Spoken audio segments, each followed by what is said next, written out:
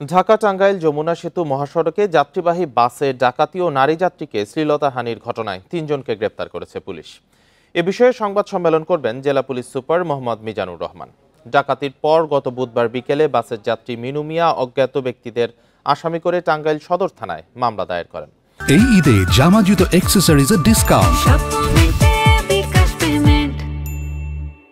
এর আগে গত মঙ্গলবার রাতে ৪০ জন যাত্রী নিয়ে আল ইমরান বাসটি রাজধানীর আব্দুল্লাপুর থেকে রংপুরে যাওয়ার পথে দুর্বৃত্তরা দেশীয় অস্ত্রের ভয় দেখিয়ে বাসের নিয়ন্ত্রণ নিয়ে নেয়।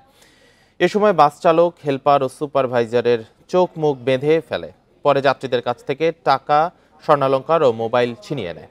এক পর্যায়ে ভোর ৫টার দিকে টাঙ্গাইল বাইপাসের শিবপুর এলাকায় বাসটি রেখে পালিয়ে যায় তারা। পরে খবর পেয়ে বাসটি জব্দ করা হয়।